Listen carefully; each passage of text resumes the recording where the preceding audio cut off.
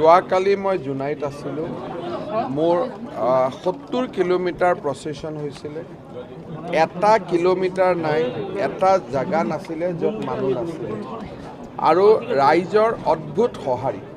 গতিকে মই ভাবোঁ যে জনতাৰ হৃদয়ত ইতিমধ্যে বিজেপি আৰু ইয়াৰ মিত্ৰ দলে স্থান লাভ কৰিছে। বিজয় আমাৰ সুনিশ্চিত। বাকী সাংবাদিকৰ আগত কোনে কি কৈ আছে তাক লৈ বহু বেছি চিন্তা কৰি থকাৰ প্ৰয়োজন নাই বুলি মই ভাবোঁ। জোনাইৰ মাধৱ মুছাহাৰীয়ে ৰাইজৰ দলত যোগদান কৰিছে আৰু ৰাইজৰ দলত তাততো আৰু যোগদান কৰি লাভ নাই। 1.5 লাখ ভোটত ভুৱন পেগু 1 লাখৰ পৰা 1.5 লাখ ভোটত জিকিব। ছাৰ, ৰিপুণ বৰাই আজি মনোনয়ন পত্ৰ দাখিল কৰি কৈছে যে প্ৰথম পৰ্যায়ৰ 47টা সমষ্টিয়ে মহাজোঁটে লাভ কৰিব, কংগ্ৰেছে অধিক সংখ্যক আসন লাভ কৰিব। আপোনালোকে নিজে কওক যে আজিৰ অসমৰ পৰিস্থিতিৰ পৰিপ্ৰেক্ষিতত এই কথাবিলাকৰ উত্তৰ দিয়াৰ প্ৰয়োজনীয়তা আছে নেকি? যদি কিবা এনেকুৱা কথা থাকে য'ত উত্তৰ দিয়াৰ প্ৰয়োজনীয়তা আছে তাত আমি উত্তৰ দিম। কিন্তু আজি অসমৰ পৰিৱেশত এই ধৰণৰ প্ৰশ্নবিলাকৰ উত্তৰ দিয়াৰ অমুকে অমুক কৈছে আপুনি কি কয়, তমুকে তমুক কৈছে আপুনি কি কয়, মই ভাবোঁ যে তেনেকুৱা প্ৰশ্নৰ উত্তৰ দিয়াৰ কোনো প্ৰয়োজনীয়তা নাই। যদি বিজেপিৰ ওপৰত কিবা সুধিবলগীয়া আছে সোধক। অমুকে দেৱব্ৰত শইকীয়াই অমুকত অমুক কৈছে আপুনি কি ক'ব, গৌৰৱ গগৈ অমুকত অমুকত কৈছে আপুনি কি ক'ব। মই ভাবিলোঁ তেওঁলোকৰ ক'ব, আমি আমাৰ ক'ব। অজিত ভূঞাই কৈছে যে আকৌ অজিত ভূঞা, মই আপোনাক কওঁ যে অজিত ভূঞা ডাঙৰীয়াই কি কৈছে সেইটোৰ মই উত্তৰ দিয়াতকৈ ৰাইজে কি কৈছে সুধিলে উত্তৰ দিব ভাল লাগে। তেওঁ কি কৈছে, ক'ত কৈছে, কিয় কৈছে, মইনো ক'ত এইবিলাকৰ বিচাৰ খোচাৰ কৰি থাকিম, হয় নহয়? মই প্ৰাসংগিক নহয় মানে এতিয়া দেখাটো তেনেকুৱাই গৈছে। আজিৰ দিনত কংগ্ৰেছ যে প্ৰাসংগিক হয় বুলি মই কোনো প্ৰমাণ পোৱা নাই। নহয় বুলিতো বহুত প্ৰমাণ আছে। যদি নৰেন্দ্ৰ মোদীৰ এখন মিটিঙত 3 লাখ মানুহ হয় আৰু যদি ৰাহুল গান্ধীৰ এখন মিটিঙত 10,000 মানুহ হয় তেতিয়া আৰু মই উত্তৰ কি দিম? এইটো ৰাইজেই উত্তৰ দিছে, হয় নহয়?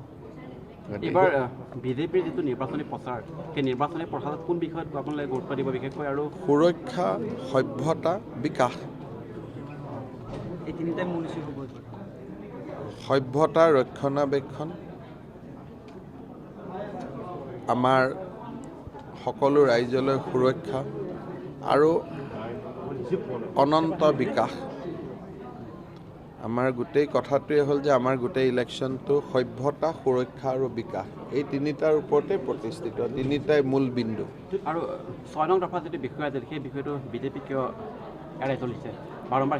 এৰাইতো চলোৱা নাই। মইতো প্ৰত্যেক সভাতে, প্ৰত্যেক সাংবাদিক মেলতে আপোনালোকে 6 নম্বৰ দফাৰ ওপৰত যিমান প্ৰশ্ন সুধিছে আমিতো উত্তৰ দি আছোঁ।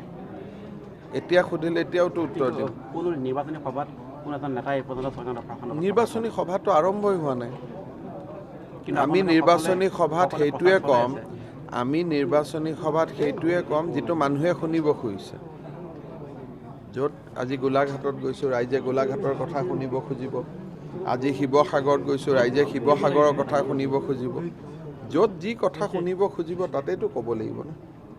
আজি এটা মই জোনাইত গৈছোঁ, তাত 6 নম্বৰ দফাৰ কথা কৈ কি লাভ হ'ব? তাত ৰাইজে বিচাৰি আছে যে ভিতৰুৱা সমষ্টি ৰাস্তা ঘাট হওক। গতিকে আপুনি কি ক'ব 6 নং দফাৰ সন্দৰ্ভত? হ'বনে কাৰ্যকৰী? মই ক'লোঁ নহয় যে যোৱা সাংবাদিক মেলতে মই স্পষ্ট কৰি দিছোঁ যে সুপ্ৰিম কোৰ্ট বা সংবিধান বিৰোধী ৰিকমেণ্ডেশ্যনবিলাকতো ইমপ্লিমেণ্ট নহ'ব। সেইকাৰণে ইয়াক সজাব লাগিব in line with supreme court. দেশত কোনো মন্ত্ৰী, প্ৰধানমন্ত্ৰী কোনেও নোৱাৰে উচ্চতম ন্যায়ালয়ৰ বিৰুদ্ধে গৈ পেলাই কিবা ৰূপায়ণ কৰিবৰ কাৰণে। এইটো দেশৰ গণতন্ত্ৰ। আমাৰ ইয়াততো সামৰিক আইন নাই। গতিকে সুপ্ৰিম কোৰ্টে বিচৰা ধৰণে ৰিকমেণ্ডেশ্যনটো সজাব লাগিব, তাক প্ৰস্তুত কৰিব লাগিব। এখন কমিটি বনাম বুলি কৈছিল, এখন কমিটি কাম নহ'লে চলিব, ইলেকশ্যনৰ পিছত কৰিব লাগিব। এতিয়া আৰু ইলেকশ্যনৰ আগত আমি ভবা নাই যে ইলেকশ্যনৰ আগত কিবা কমিটি বনাব লাগে, কিবা কৰিব লাগে। তেনেকুৱা আমাৰ কোনো ধ্যান ধাৰণাত বস্তুটো বৰ্তমান নাই। আমি জানো যে 2 বছৰ সময় আছে, 2 বছৰত কৰিলে হ'ল।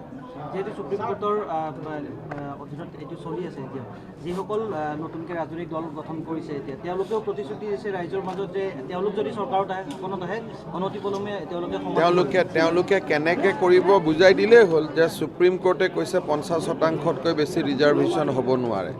তেওঁলোকে কেনেকৈ 100% ৰিজাৰ্ভেশ্যন কৰিব তেওঁলোকেতো ফাইলটো বনালেও সেইটো ফাইলত গভৰ্ণৰে চহী নকৰে কেনেকৈ কৰিব তেওঁলোকে ফাইল এটা বনালেওতো সেইটো ফাইলত চিফ ছেক্ৰেটাৰীয়ে চহী নকৰে বা চহী কৰিলেও সুপ্ৰিম কোৰ্টে পিছদিনাখন ক'ব যে এইটো আমাৰ অমুক অমুক খণ্ডপীঠৰ বিচৰাৰ জাজমেণ্টৰ এগেইনষ্টত গতিকে এইটো আমি বাতিল কৰি দিলোঁ এইটোতো দেশৰ আইনখন বাদ দি কেনেকৈ আপুনি চলিব মই এতিয়া প্ৰতিশ্ৰুতি ভুৱা হয় নে নহয় সেইটো অসমৰ শৈক্ষিক সমাজে বৌদ্ধিক সমাজে চাব মই কিয় কমেণ্ট দিওঁ যে তেওঁলোক ভুৱা বা কিবা এইটো মোৰতো কাম নহয় মই এইটোৱে কৈছোঁ যে 20 বছৰ মন্ত্ৰী হৈ থকাৰ পিছত মোৰ অভিজ্ঞতা এইটোৱেই যে উচ্চতম ন্যায়ালয়ৰ বিৰুদ্ধে ভাৰতৰ ৰাষ্ট্ৰপতিও যাব নোৱাৰে এইটো মোৰ অভিজ্ঞতা ভাৰত লোকসভাও যাব নোৱাৰে গতিকে এইটো সত্যৰ সত্য অখিল গগৈয়ে দুটা সমষ্টিৰ পৰা প্ৰতিদ্বন্দ্বিতা কৰিব প্ৰত্যাহ্বান হ'ব পাৰে 126টাত কৰিলে ভাল আছিল আৰু লৰিন যদি গগৈ দুটাত কৰিব 126টাত কিয় কৰা নাই সেইটোহে মেইন প্ৰশ্ন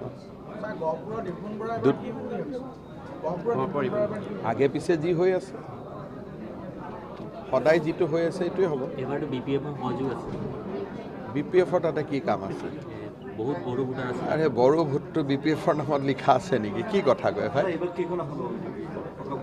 যিটো আমি এশৰ কল্পনাৰে আগবাঢ়িছোঁ এতিয়া ইলেকশ্যনৰ সময়ত এতিয়া আপুনি মই কালি জোনাই গৈ আহিছোঁ জোনাই ৰিজাল্টটো সোধক মই কৈ দিম 1 লাখ ভোটত জিকিব তেনেকৈ য'ত য'ত গৈ থাকি মোক ৰিজাল্ট সুধি থাকিব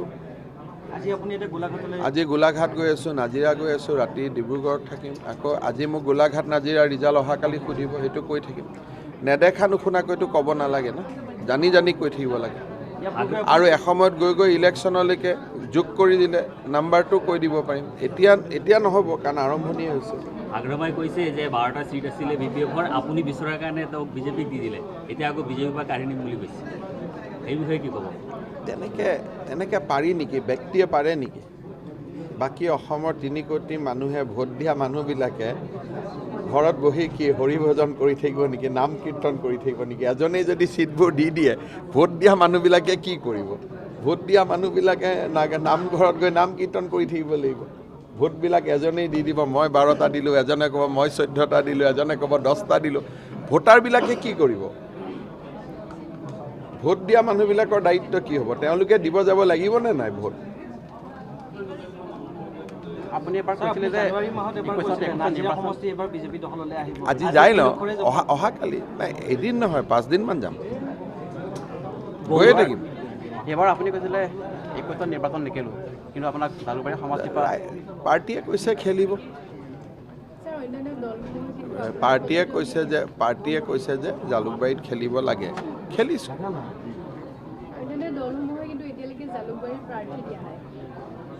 তাতে আৰু এইখনতো তাতে প্ৰাৰ্থী দি কি হ'ব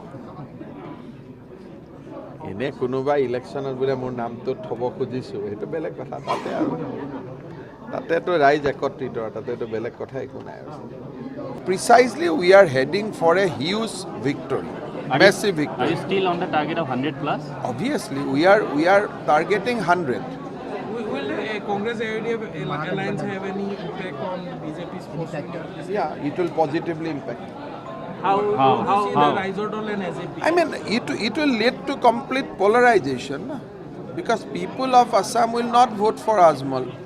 So, by doing a alliance with a communal party, Congress has polarized the election completely.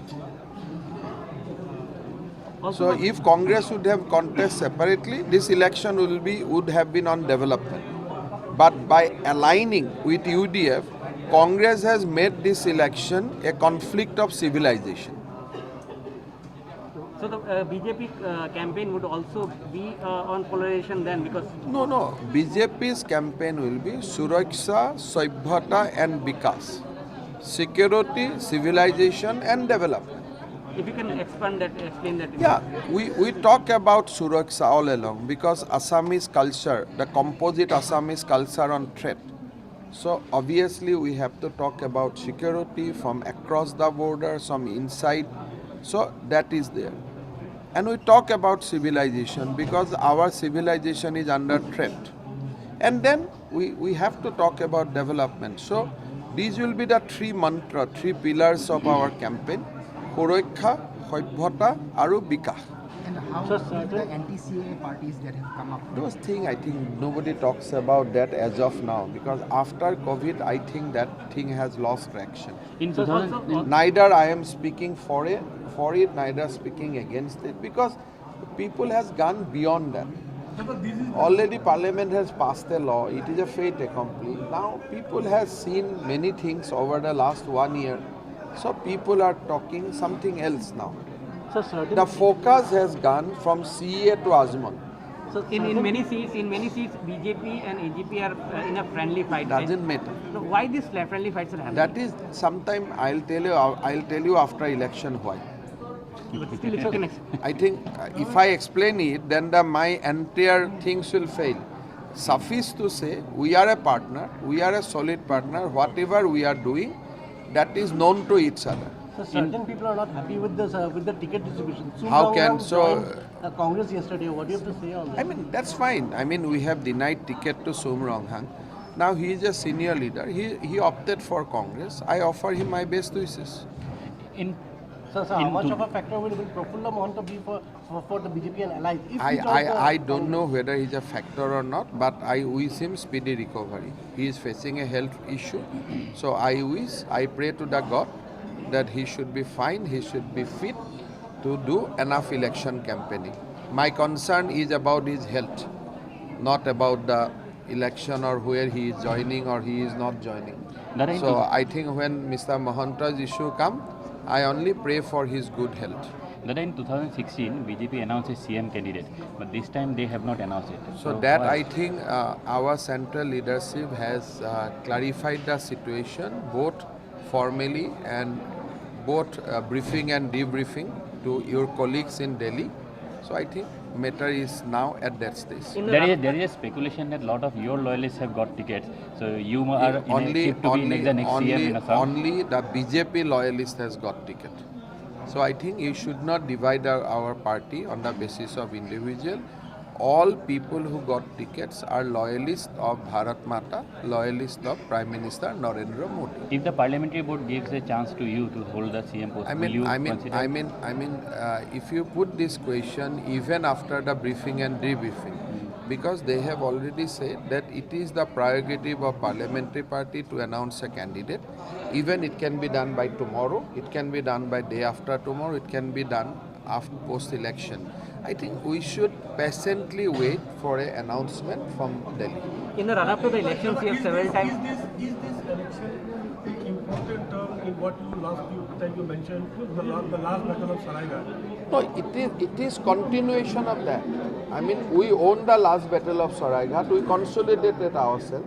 So now we are in a much better footing to fight that civilizational conflict. Last time we were not in a very strong position because we were not in power. Congress was completely sold themselves to the communal party.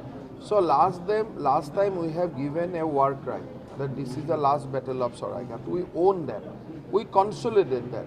I think this time we have to consolidate what we have got from the last battle of Saraighat. I think we cannot say last battle of Saraighat because we have already owned that battle.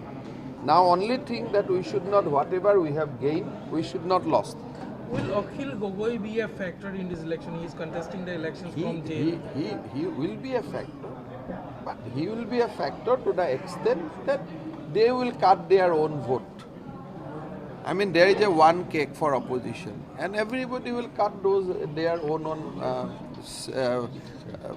portion. So BJP will not be affected. So all this theatre, all these actions are played in the opposition camp. We have to form an alliance with our friendly party. We did that. We announced our candidate. So now whatever is happening on the other side.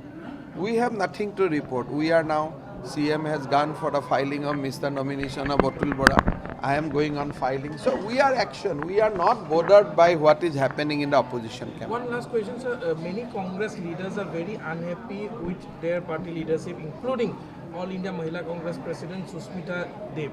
Look, every election in the distribution or run-up to the election, there are happiness and unhappiness.